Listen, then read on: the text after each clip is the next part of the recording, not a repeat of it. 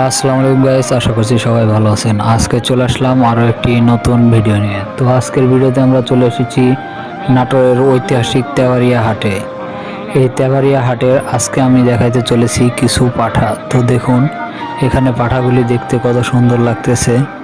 তো আপনাদের যদি কারো পাঠার প্রয়োজন হয় ব্রিডিং করানোর জন্য, তো আপনারা আসবেন তেওয়ারিয়া হাটে, এসে এখান থেকে পাঠা নিয়ে যাবেন। এখানে বিভিন্ন জাতের পাঠা পাওয়া যায়, তোতাপুরি, তারপরে হরিয়ানা, বিটল, আরও বিভিন্ন জাতের দেশি পাঠা, আরও বিভিন্ন জাতের পাঠা, বয়স্ক পাঠা এবং বাচ্চা পাঠা, সব ধরনের পাঠাই পাওয়া যায় এখানে।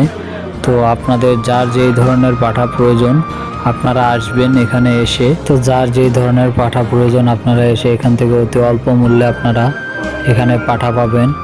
তো আপনাদের নিজেদের পছন্দ অনুযায়ী পাঠা যদি নিতে চান তাহলে চলে আসুন নাটোরের ঐতিহাসিক তেওয়ারিয়া হাটে। এখানে অনেক প্রজাতির পাঠা রয়েছে। তো পাঠাগুলি দেখুন কেমন লাগতেছে এবং কমেন্ট করে একটু জানাবেন যদি পাঠাগুলি আপনাদের কাছে ভালো লাগে। বাংলাদেশের বিভিন্ন স্থান থেকে তেওয়ারিয়া হাটে আসবেন কিভাবে?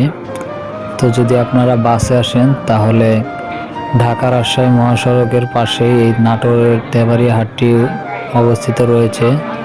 তো উত্তরবঙ্গের যে কোনো বাসে উঠে বলতে হবে নাটোরের তেওয়ারিয়া হাটে যাব, তাহলে আপনাকে সেই তেওয়ারিয়া হাটের উপরে নামিয়ে দিবে। আর যদি আপনারা ট্রেনে আসেন তাহলে নাটোর রেল স্টেশনে এসে এখান থেকে 5 টাকা ভাড়া নেবে ঐতিহাসিক তেওয়ারিয়া হাটে আসতে। তো এখানে যাদের এই ধরনের পাঠা প্রয়োজন ও বিভিন্ন ধরনের ছাগল, পশু পাখি যা প্রয়োজন আপনারা চলে আসবেন এই তেওয়ারিয়া হাটে। এখানে সকল জীবজন্তু বিক্রয় করা হয়।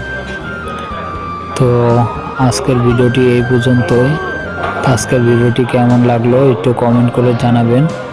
আর কে কোথায় থেকে আমার ভিডিওটি দেখছেন একটু জানাবেন।